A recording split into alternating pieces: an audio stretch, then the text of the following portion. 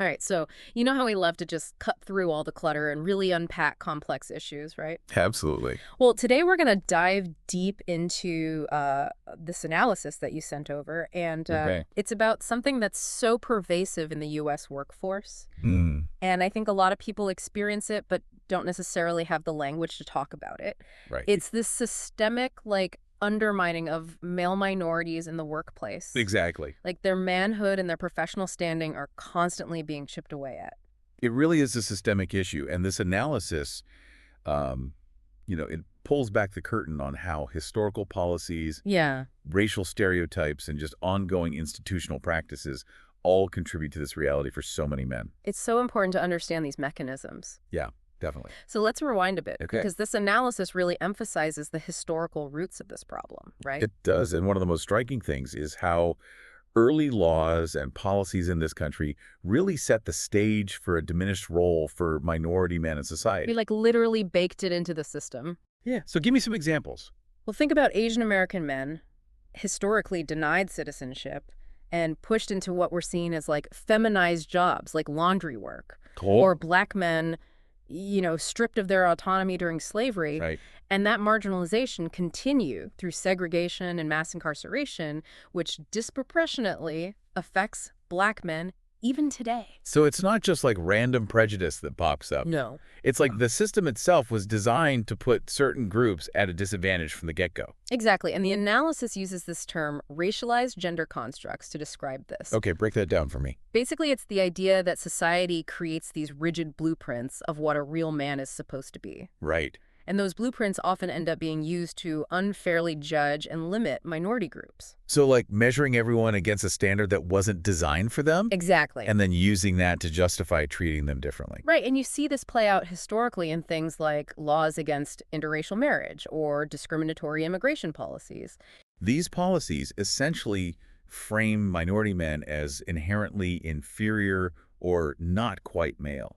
That's messed up. It is. And for Asian men, this played out in being denied opportunities for family formation and economic stability, Okay. which then fed into stereotypes of Asian men as passive and submissive. Stereotypes that we still see today. Exactly. So how does all this historical baggage affect minority men in the workplace now? Well, this is where the past really casts a long shadow. Yeah. The analysis shows us clear biases in hiring and promotion, even when qualifications are equal.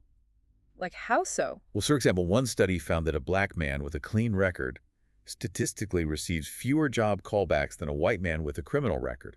No way. It's true, and this really highlights how deep-seated racial bias can be. Yeah. It's like those implicit biases can override actual qualifications and merit. Totally. And to add to that, nearly half of black men report experiencing racial discrimination at work. Wow.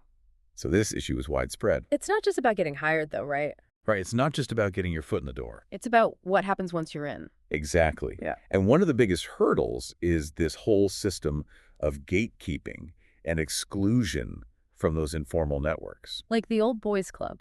Exactly. I've definitely seen that in action. It's so common, and without those connections, it becomes incredibly difficult to find mentors, get promoted, or even just navigate the workplace culture effectively. And then on top of all that, you have the daily grind of dealing with stereotypes and microaggressions. Right, those subtle but constant reminders that you don't belong or that you're not good enough. It's exhausting. It really is. And what's so insidious is how these stereotypes play out in everyday interactions. Totally. So for Asian American men, they might be stereotyped as passive or effeminate, while black men often face this harmful and contradictory stereotype of being both threatening and incompetent. Yeah, like they're simultaneously dangerous and incapable. Exactly. And these stereotypes can manifest in so many ways. Like how... Well, think about how something as simple as mocking someone's accent or constantly questioning their skills. Right. Those seemingly small actions can chip away at a person's professional standing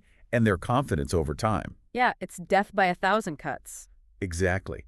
And the analysis even touched on how seemingly harmless phrases contribute to this. Like what? Well, like telling someone you throw like a girl. Oh, yeah. That kind of language reinforces gendered put-downs. And it's everywhere. It is. And media portrayals also play a role. For sure. Like the analysis mentioned how Hollywood often picks black men in feminized roles. Yeah, I see that. And that can further embed these harmful stereotypes in our culture. It normalizes them. Exactly. So we have to be really mindful of the messages we're sending and receiving. Absolutely. So let's talk about the tangible consequences of all this. Okay. Like, what are the economic and social impacts of this systemic undermining of minority men? Well, when you zoom out and look at the bigger picture, you see significant underemployment and wage gaps. Black men, for example, have the lowest rates of labor force participation among men. Really? And this is often due to systemic barriers, like limited access to opportunities, weak professional networks, and, of course, ongoing discrimination. It's like a domino effect. It is, and this chronic discrimination also has serious health consequences.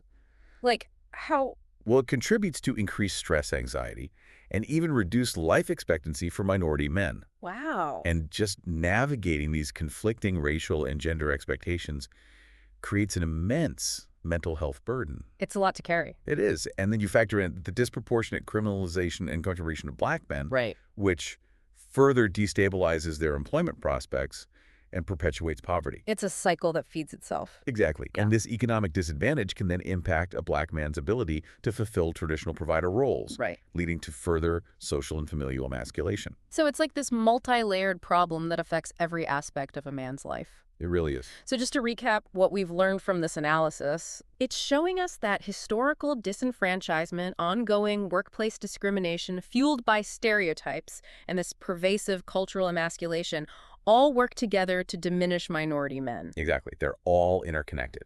And addressing this requires a multi-pronged approach, right? Absolutely. We need to actively dismantle those systemic barriers. Right. Like ensuring equitable hiring and promotion practices, fostering inclusive mentorship programs, and challenging those deeply ingrained racialized gender norms that we see in media and policy. It's a big task. It is, but it's absolutely necessary. And for you, the listener, Yeah. think about this. What does it cost our society and our economy to sideline the potential of minority men in the workforce?